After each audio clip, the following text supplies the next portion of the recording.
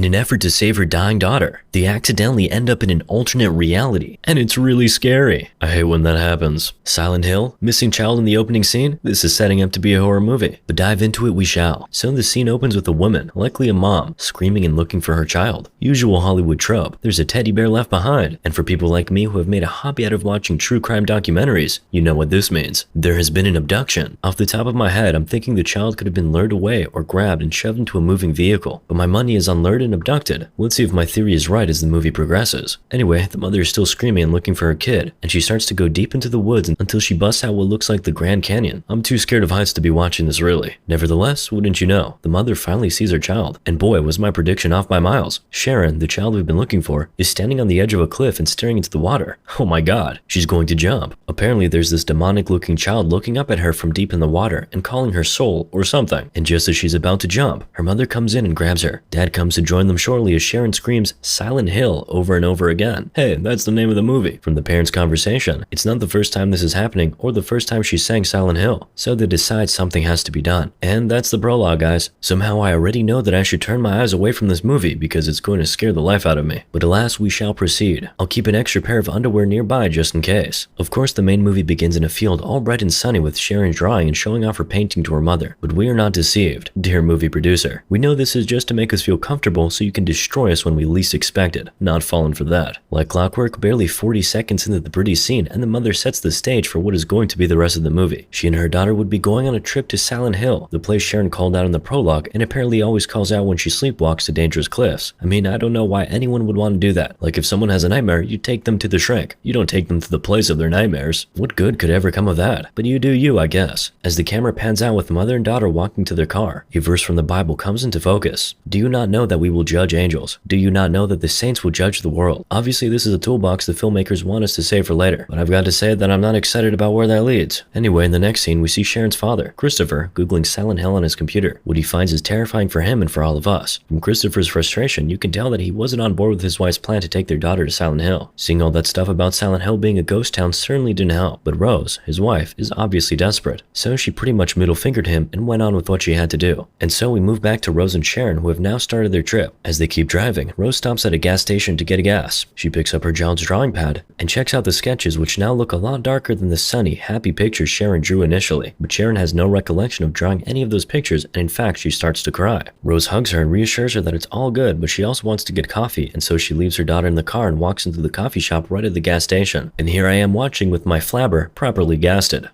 This place looks shifty as hell and super lonely, and you somehow think it's okay to leave your child alone in the car and go grab coffee? I do admire her courage and confidence in the humanity of mankind, though. I would never do that. In fact, if I was Sharon, I'm grabbing hold of my mom and following her everywhere, even if she wants to go number 2 in the bathroom. Anyway, while Rose is at the coffee shop trying to get stuff, this policewoman who had been observing mother and daughter when they got to the gas station walks up to Sharon. But she's smart, so she rolls up the window after telling her to pretty much get lost. Meanwhile, Rose's cards are denied at the shop because her husband blocked them. I guess to stop her from trying to take their daughter to Nightmare Land. Their conversation turns out to be an eye-opener. Apparently Sharon has been to different hospitals for her episodes, but she wasn't exactly getting better. So my bad for criticizing her move to take Sharon to Silent Hill. Also, turns out Sharon was adopted and originally from West Virginia, where Silent Hill is located. Oh boy, I do not like this. As the two resume their journey, the policewoman doesn't seem convinced by Rose's answer to her question that all was okay. So shortly after they hit the road, Rose hears sirens behind them. It's our policewoman and her extraordinarily loud bike. Why was it so loud? At first, Rose stops to speak to the police officer, but she senses that the officer wouldn't let her go considering she was headed to Silent Hill. And that's when the first round of chaos begins. After telling her daughter to fasten her seatbelt, she hits the gas pedal, and for a brief second, the movie switches from Silent Hill to Fast and Furious. The car is bursting down gates, Sharon is screaming, and the officer is still giving chase. Mysteriously, the radio starts to make disturbing noises, which causes Sharon to scream. Rose is distracted now, but she looks up in time to see this young girl, or maybe young girl ghost, on the road. She swerves to avoid hitting her, but she swerves too hard and knocks her head on the steering wheel. Then she wakes up, and it's winter. The town looks foggy anyway, and stuff is falling from the sky, which turns out to be ashes, not snow. Worse still, Sharon has left the vehicle. What the hell is this town? Anyway, Rose walks through the town trying to find her daughter. The town looks like it used to be alive, but now there are all these abandoned places like drugstores, pizza places, and the rest. Rose finally catches a glimpse of Sharon, but Sharon is running away from her or running towards something. She descends this flight of stairs, and of course things get weirder. It suddenly gets dark and starts to rain, and I'm thinking, of course, why not? Rain makes everything more dramatic after all. While she's trying to look through the dark, scary streets, Sharon appears behind a gate, but when Rose turns to her, she takes off again. Of course, Rose goes after her, but as tourist attractions in Silent Hill, she's greeted by a body bag. back, a crucified zombie, and a zombie child that looks like it's a burning goblin. Sorry, scratch that. And make it an army of children going after her. Luckily for her, she finds a door, although it's barricaded by something like a chair. She manages to push through and falls on the floor, so she just starts crawling while these burning goblins persistently go after her. And I'm just here hoping for Rose's sake that this is not the type of situation where one of them bites you, and you become like them, because she's too pretty to be a goblin. Anyway, true to form, before the burning goblins can do anything to her, something makes them disappear, and before our poor darling Rose can get a reprieve, she wakes up in another place. Honestly, now I don't know what to think about this place. Is this place haunted? But haunted places don't just shapeshift or place shift like that. Or did Rose suffer a concussion when she hit her head on the steering wheel, and now all of this is just in her mind? I have questions. Why do the scenes keep switching? Anyway, this next scene looks like an abandoned bowling alley with a creepy song playing in the background. It's Johnny Cash's Ring of Fire, and that guy's voice was beautiful, not gonna lie. But an apocalyptic setting is not the place to appreciate beautiful voices. And Rose agrees with me, so she runs out of the bowling alley and finds herself on the streets again. She runs forward, still looking for Sharon, but she gets to the abrupt end of the road, which dips into a cavernous abyss, and now she's at the dead end. Just then she hears a voice behind her. Perfect. Just what she needs to startle herself into the abyss. Rose turns back and sees this filthy woman who tries to warn her about some evil people who want to hurt the woman's own child. Thinking she's found someone who could empathize, Rose tries to show this woman a picture of her Sharon, but the woman said Sharon was hers and tried to snatch the picture from Rose. Honestly, I thought Rose was going to push the woman off the cliff, but she didn't. She just shoved her and ran for her life, heading back to her car. On her way and in the car, she finds these drawings that were most likely drawn by Sharon. Of course, Sharon is still nowhere to be found. And of course, when Rose tries to start the vehicle wouldn't start, so she calls her husband, admitting that she was wrong. Their daughter was lost and that she needed him. From the pictures, Rose thinks she can deduce where Sharon is, though, and just when she's about to go and find her, Johnny Law's at her window and she arrests Rose. Meanwhile, Christopher had received his wife's message, although there was a lot of static that muddled up the whole thing. He was already looking for them anyway, so he continued on to Silent Hill. But at the gate, yep, the same gate Rose busted down earlier, he met law enforcement who told him that they'd found Rose's Jeep, but no sign of Rose or her daughter. While all that is going on, Officer Bennett and Rose are getting along wonderfully. Rose thinks Bennett is a pompous jerk who knows nothing about the real world, and Bennett thinks Rose is a big city jerk who may or may not be a child abuser. Mostly may. Bennett soon sees things for herself though. First she sees the cavernous abyss, and then she sees the goblin child, and for some reason she commands the thing to stop. No crap, genius. Of course, some goblin monster has respect for the law. Rose, by the way, has figured out that this Officer Bennett would get them both killed the way she was carrying on, so she ditches Bennett the minute she's distracted and tries to break free from the cuffs. But she doesn't. She does manage to bring her still cuffed hands to the front though. Nicely done, ma'am. In the drugs she found in the car, Sharon had painted a school, so Rose sets out to look for the school. There are all kinds of religious inscriptions around the school, but you can tell they were being used for something twisted by some religious extremists. While all that is going on, Officer Gucci and Christopher are driving through Silent Town looking for Rose, Bennett, and Sharon. Odd thing is, the town does not look creepy. Abandoned, yeah, but definitely not creepy. Back at the haunted school, Rose is still looking for Sharon, but then she finds this desk with the word witch written on a silhouette of palm prints. Of course, movie people must be adventurous, so she opens the desk and finds some books. One of them has the name, Alessa Gillespie, and for some reason her discovery makes her flashback to seeing a girl tormented by her peers and being called a witch. Don't look at me, I can't explain that either. Once again, she catches a glimpse of Sharon, but when she enters into the hall she thought she saw Sarah disappear into, an abandoned bathroom appears. Looking at this bathroom is making my skin crawl, for more reasons relating to the fact that this is an abandoned communal bathroom than the fact that this is a literal house of horror that Rose is walking through. In one of the stalls, Rose finds a body that has been,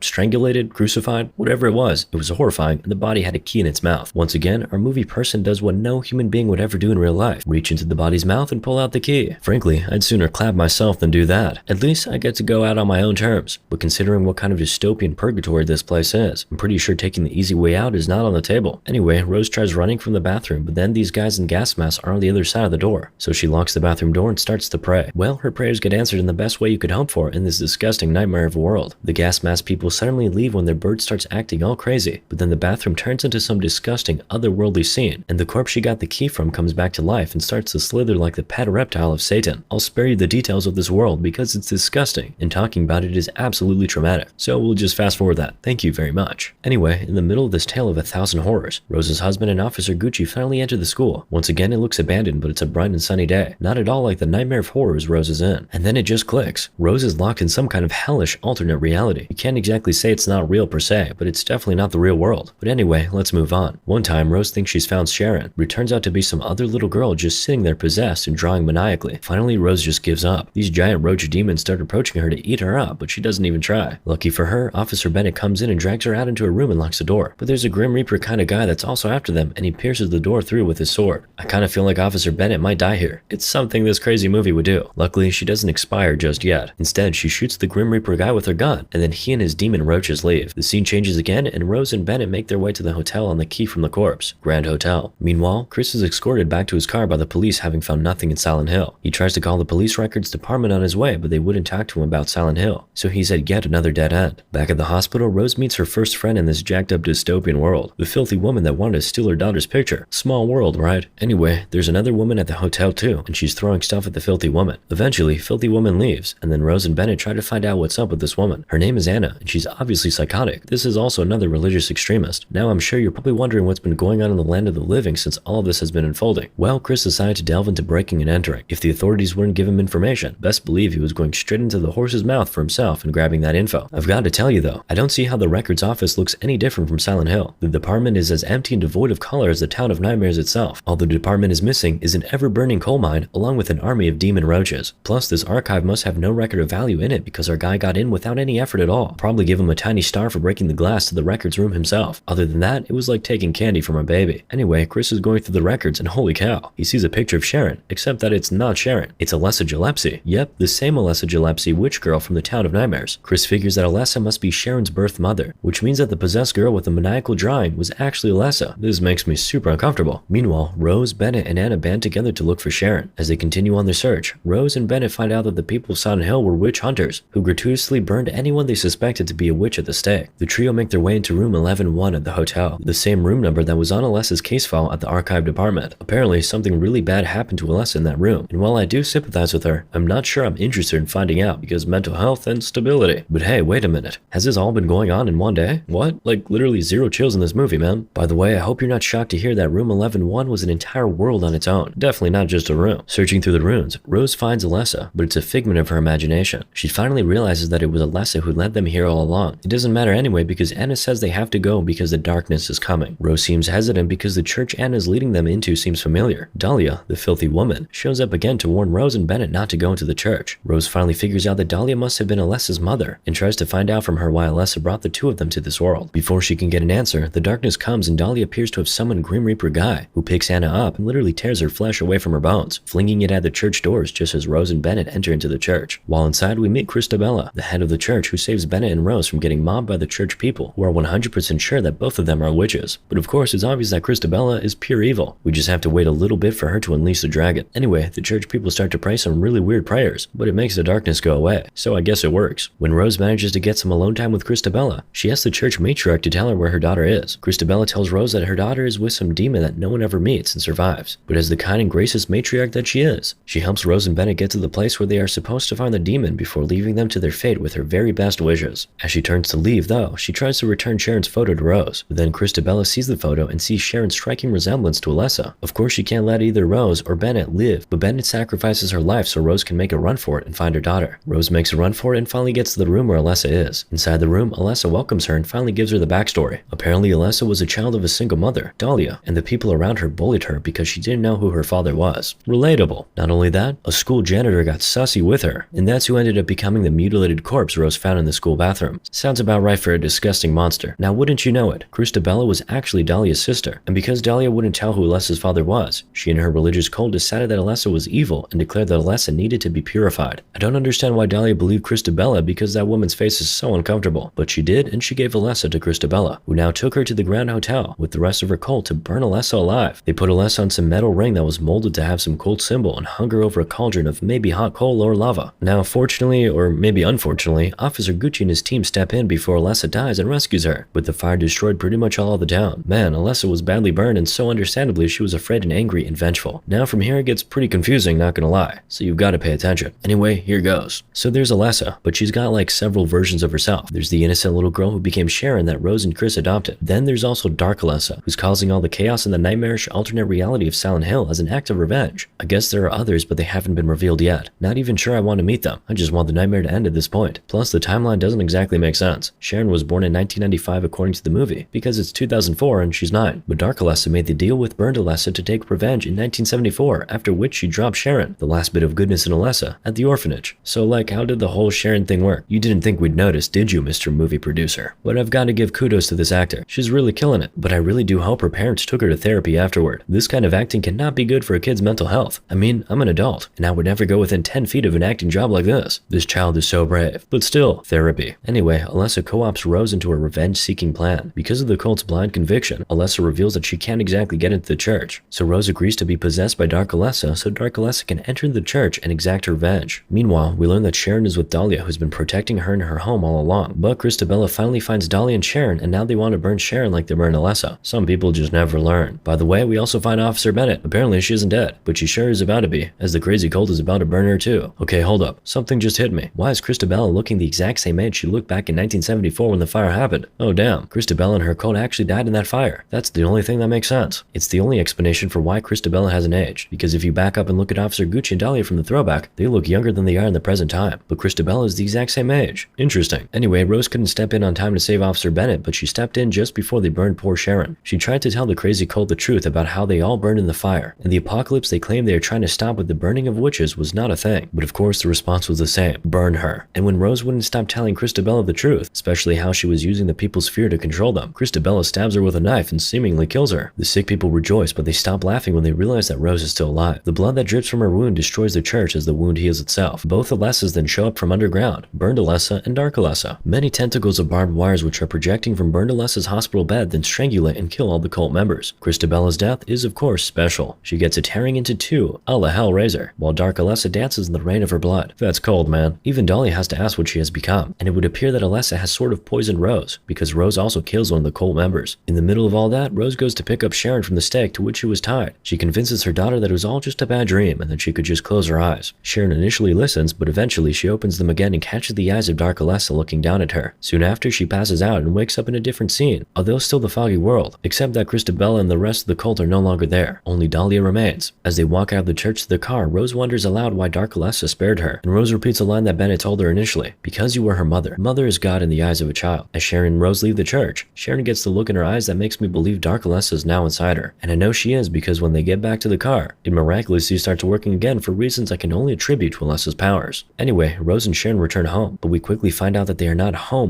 Instead, they are in an alternate reality version of their home that has the same foggy look of Silent Hill. Meanwhile, Chris is left all alone in the real world, hoping and waiting for his wife and daughter who will never return. By the way, Rose called Chris on her way back from Silent Hill, telling him they were on their way, but all Chris heard was static and broken up words. And now he has to live with that forever and ever. And wow, that's the end of the movie. That's literally it. I am not okay. Moral of the story? I have no idea. But the games were pretty cool.